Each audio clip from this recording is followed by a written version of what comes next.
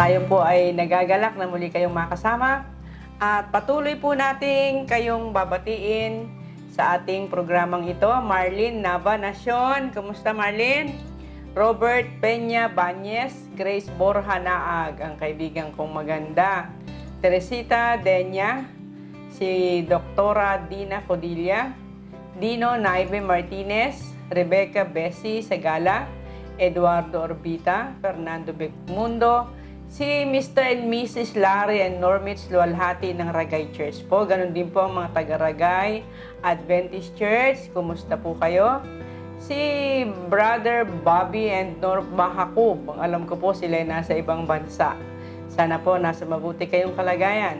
Si Geraldine Manuel, Almar Elorde, Melvin Lastima, Nelson Tibuso, Javier Conde, Rico Garland, Fernando Torgano, at ang mag-aama po na Dennis, taga Sipokot po ito.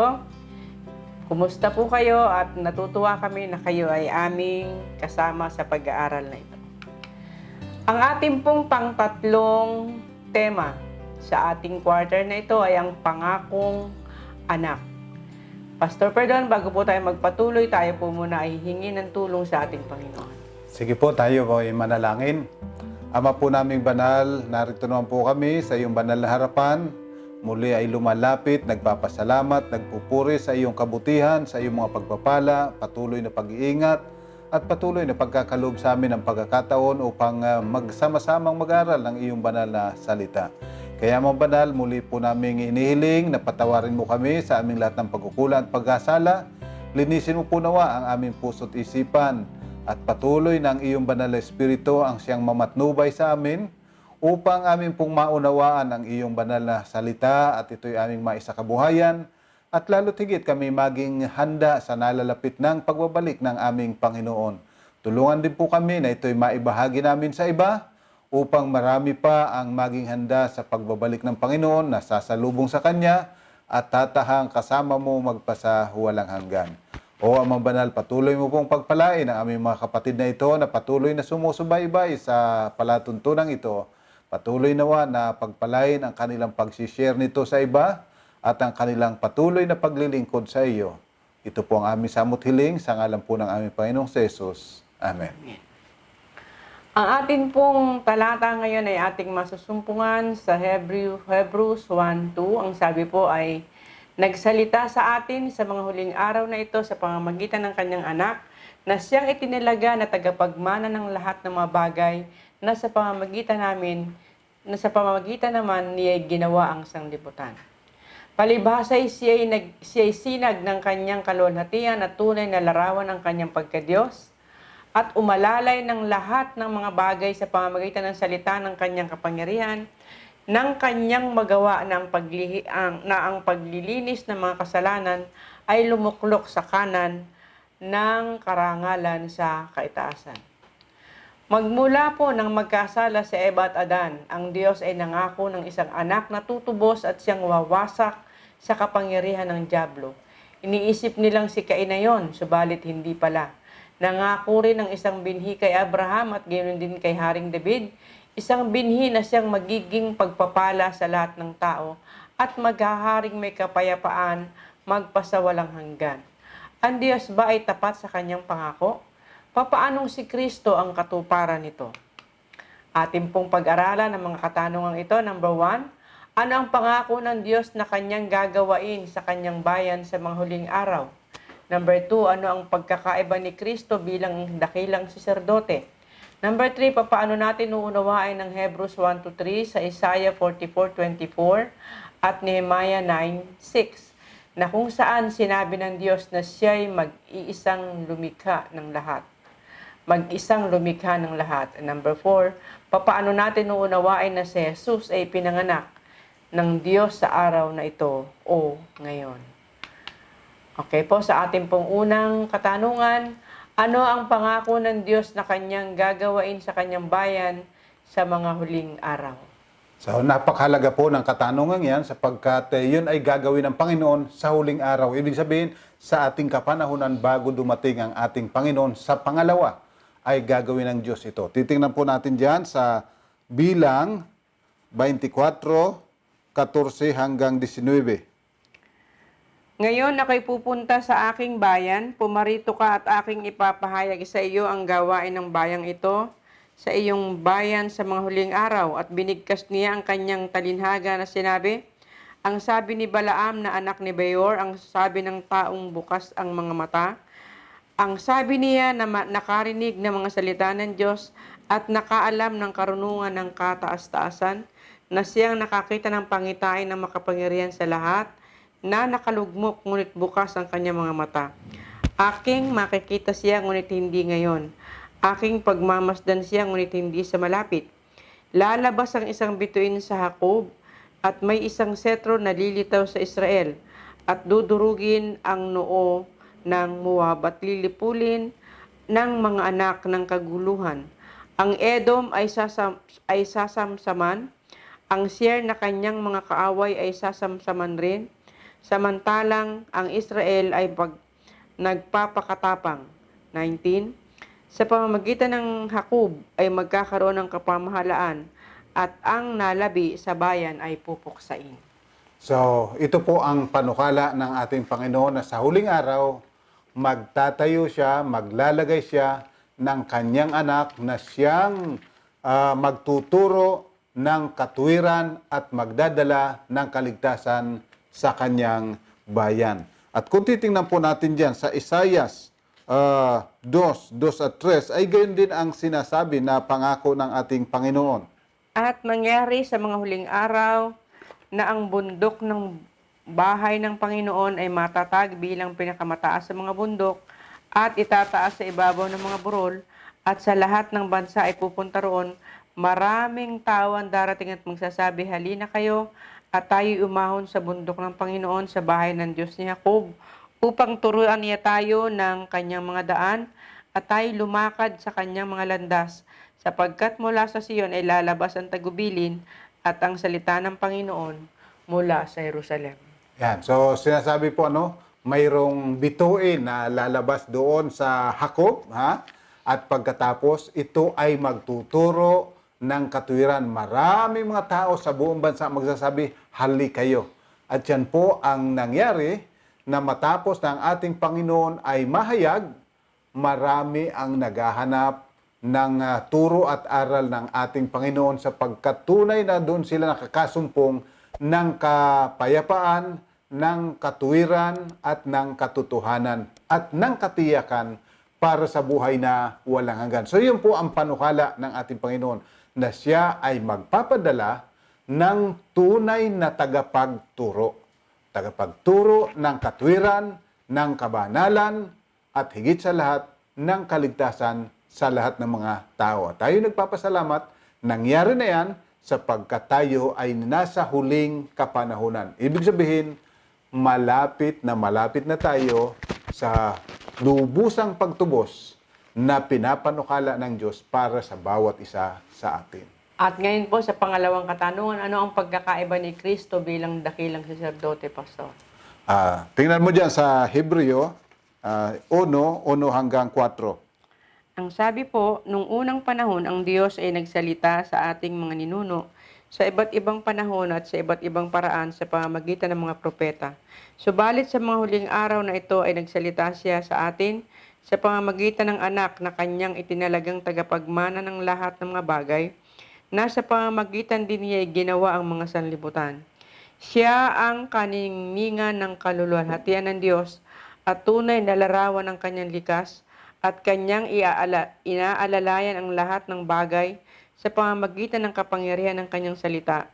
Nang magawa na niya ang paglilinis ng mga kasalanan, siya'y umupo sa kanan ng kamahalan sa kaitaas-taasan. Palibhasa'y naging higit na mataas kaysa mga anghel, palibhasa'y nagmana ng higit na marilag na pangalan kaysa sa kanila. So, maliwanag po ang sabi, nung una, ang Diyos nagsalita sa pamagitan ng propeta sa iba't ibang kaparanan, sa iba't ibang kapanahunan. Subalit sa huling araw na ito, siya ay nagsalita sa pamamagitan ng kanyang anak na itinalaga na tagapagmana. So, dito po, ang ating Panginoon ay kakaiba kaysa ron sa mga naunang mga propeta sapagkat sila ay pinahayagan lamang ng Diyos. Datapwat si Jesucristo, palibhasang siya ang lumikha ng langit at ng lupa at siya'y kasama ng Diyos magmula pa noon, siya ang sinag ng tunay na kalikasan ng ating Amang nasa langit. Kaya ang sabi ng Panginoon, sino mang nakakita sa akin ay nakakita na sa Ama. Sapagkat ipinakita ni Kristo kung ano ang tunay na karakter ng Diyos. Ano ba yung talagang layunin ng kautusan ng Diyos? Yun ay ihinayag na mabuti ng ating Panginoon para tayo po naman ay makapaglingkod ng tamang paglilingkod, makapagpuri tayo sa Panginoon ng tamang papuri at nauukol sa Kanya, palibhasang ihinayag ni Kristo ang Kanyang Ama sa pamamagitan ng Kanyang pananaog rito sa lupa. Tatanda po natin, ang ating Panginoon ay siya ang lumikha ng lahat ng bagay. Kaya yung mga ipinapahayag sa lumang tipan, nagpapakilala na manlilikha, si Kristo po mismo yon na hindi masyadong naunawa ng mga propeta noon, palibhasang sa vision, o kaya naman ay napapakinggan nila, subalit hindi nila makita, datapwat ngayon, ihinayag na ng ating Panginoon yung tunay na kalwalhatian, tunay na karakter ng Diyos sa pamagitan ng Kanyang pananaog rito sa lupa. Ibig sabihin, ipinakita niya na ang Diyos ay mapagpakumbaba, na ang Diyos ay pag-ibig, na ang Diyos ay makatarungan, at ang Diyos ay Diyos ng kaligtasan at hindi ng kapahamakan.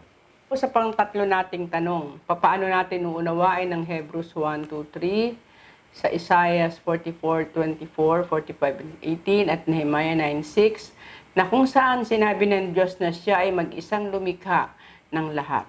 Pastor.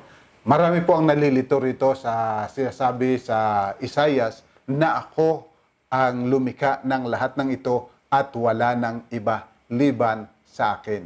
So titingnan po natin mabuti, uunawain po natin mabuti. So inyo pong buksan ang inyong mga Biblia at tingnan po ninyo ang pagkakasabi sa banal na kasulatan para ating maunawaan. Una, titingnan po natin yung sinasabi sa Hebreo 1, 2, at 3. Subalit sa mga huling araw na ito ay nagsalita siya sa atin sa pamamagitan ng anak na kanyang itinalagang tagapagmana ng lahat ng mga bagay, na sa pamamagitan din naman niya ay ginawa ang sanlibutan.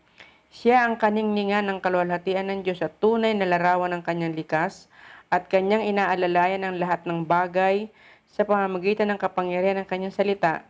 Nang magawa na niya ang paglilinis ng mga kasalanan, siya umupo sa kanan ng kaluwalhatian ng Diyos. So, maliwanag po ang sinasabi na ang ating Panginoon na tinawag na anak ng Diyos, ang wika, siya ang lumikha ng langit at ng lupa. Ang tanong bakit nga? Sabi, ako'y nag-iisa at wala ng iba. Tingnan pa po natin doon sa Isaiah 44:24 ang sinasabi. Ganito ang sabi ng Panginoon, ang inyong manunubos, at nag-anyo sa inyo mula sa sinapupunan. Ako ang Panginoon na gumawa ng lahat ng bagay, na mag-isang nagladlad ng mga langit, na naglatag ng lupa, sinong kasama ko? Yan. So, dito po, sinasabi ng Panginoon, yung manunubos.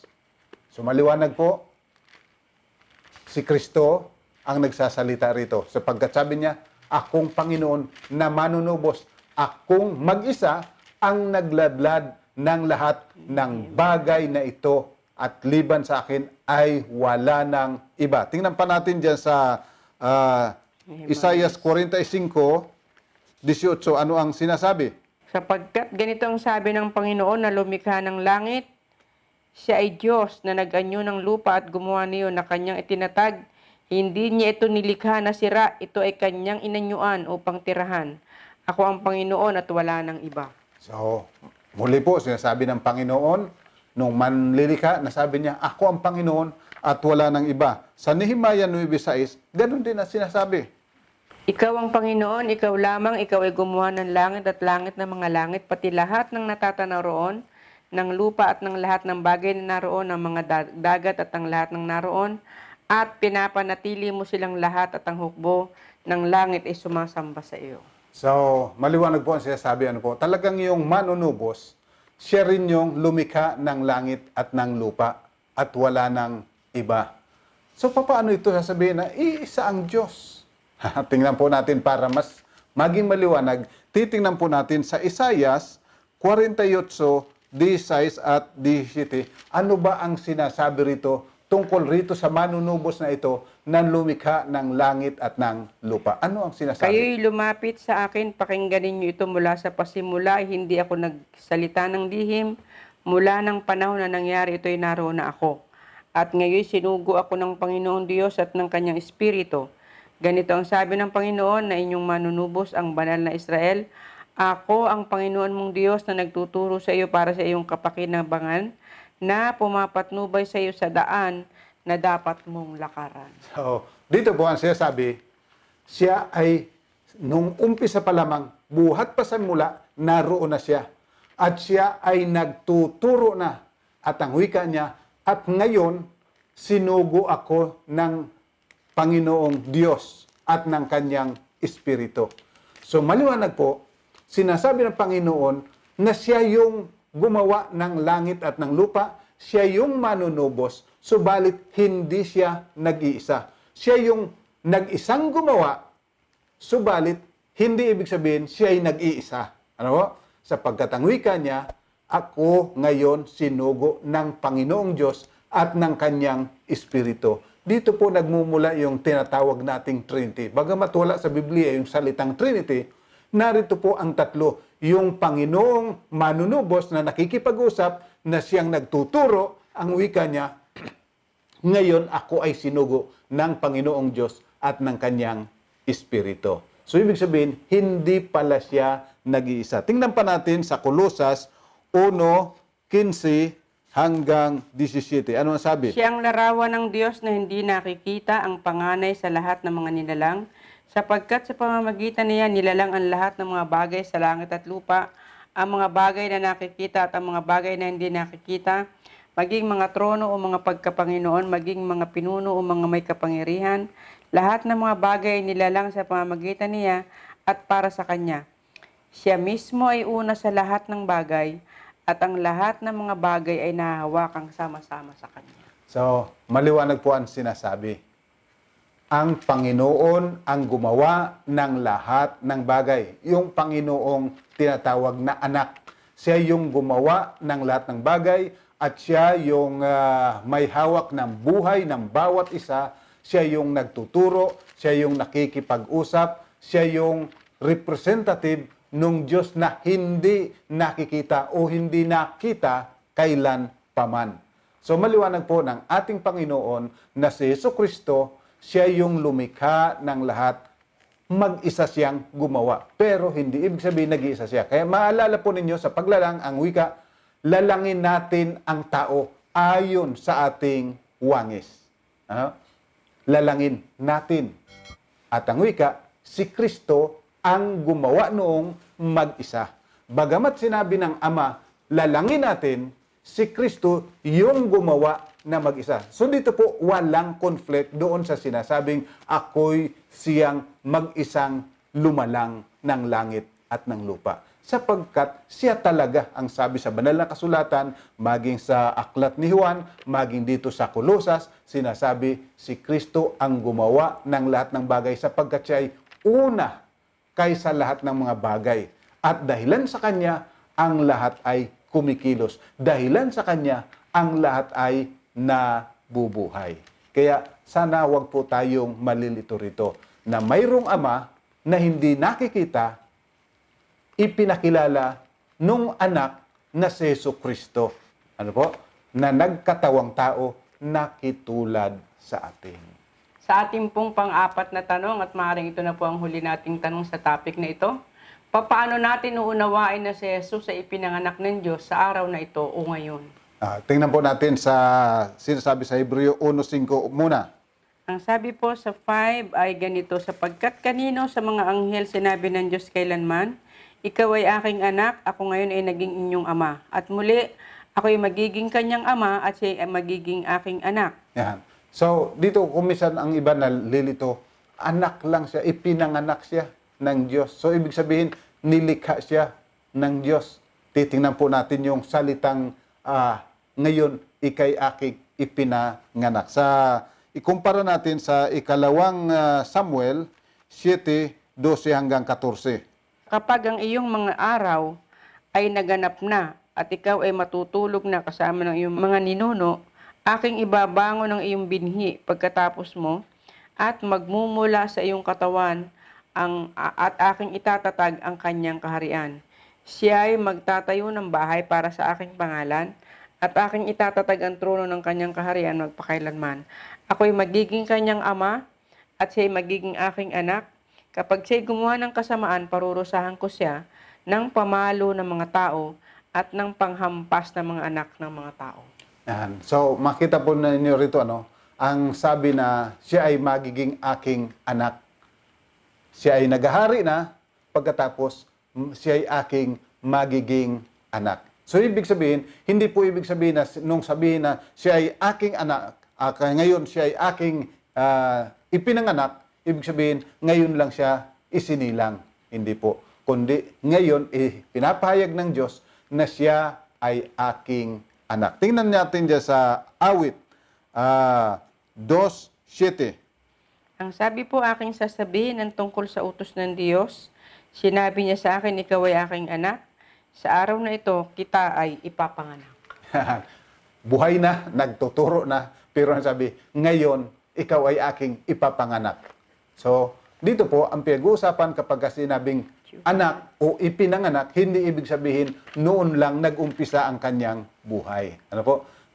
Kundi siya ay itinalaga na maging anak. Hindi pinanukala na maging anak, kundi itinalaga na maging anak ng Diyos. Ganon din ang sinasabi sa Lucas 1:31 at 32. Ang sabi naman po dito, at ngayon maglilihi ka sa iyong sinapupunan at magsisilang ka ng isang anak na lalaki at tatawagin mo siya sa pangalang Jesus. Siya ay magiging dakila at tatawaging anak ng kataas-taasan at ibibigay sa kanya ng Panginoon Diyos ang trono ng kanyang amang si David. So makita po ninyo, siya ay ipapanganak na, pagkatapos siya ay magtuturo, pagkatapos tatawagin siyang anak ng Diyos. So, hindi ibig sabihin na ipinanganak lang siya nung araw na yon. Noon pa, kundi ang tinutukoy rito, siya yung anak na ipinangako noon pang unang panahon na sa pamagitan ng iyong anak lilipulin o dudurugin ang ulo ng ahas. So dito po, si Jesucristo, nung siya ay italaga, nung siya ay bautismuhan, doon siya tinawag na anak ng Diyos. Ibig sabihin, siya yung pinili ng Diyos na siyang gagawa nung lahat ng kanyang mga kalooban. Palibasang, siya ay Diyos at larawan ng Diyos, larawan ng sinag ng kaluwalhatian ng Diyos, kaya siya ay tinawag na anak ng Diyos. Pero hindi ibig sabihin, nun lang siya ipinanganak. Yung pagkatawag sa kanya na anak ng Diyos, ibig sabihin, siya yung ipinangako, siya yung tutupad, at siya yung lingkod ng Diyos na magdadala ng katwiran at ng kaligtasan sa atin.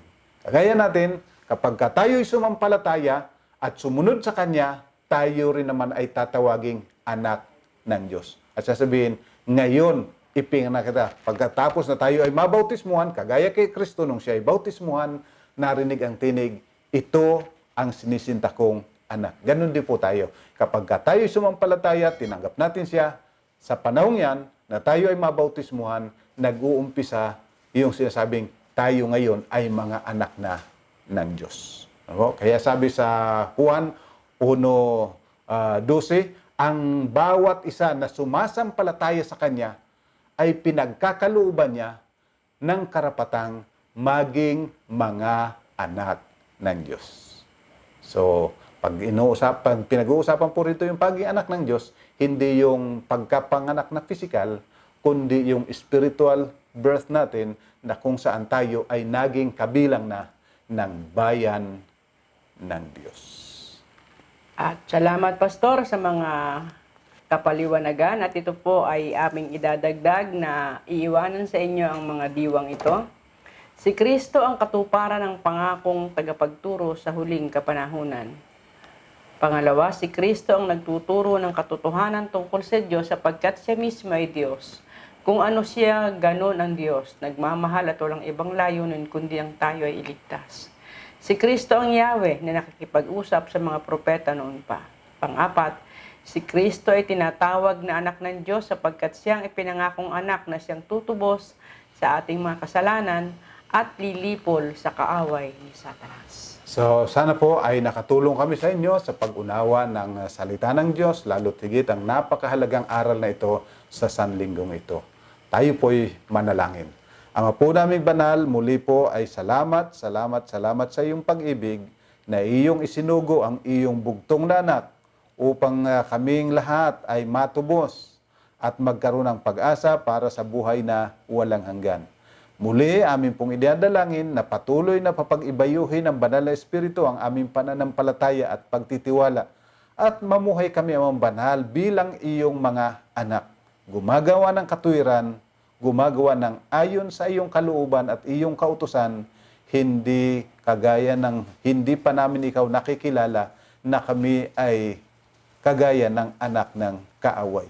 Subalit ngayon, kami ay iyong mga anak. Salamat po na kami ay may karapatang magmana ng iyong kaharian sapagkat kami ay iyong anak at kami ay iyong patuloy na lilinisin, patuloy mong ihahanda hanggang sa dumating ang araw na kami ay makaharap sa aming Panginoon na magpupuri, magpapasalamat sapagkat kami nangatubos at kami nabago. Salamat po sa iyong mayamang biyaya.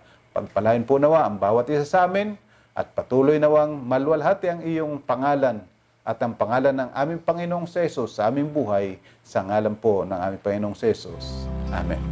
So mga minamahal, salamat pong muli sa inyo pong pakikisama sa ating pag-aaral na ito. Ang pagpapala po ng Panginoon ay patuloy na sumaatin at patuloy po nating i-share ang pag-aaral na ito sa iba.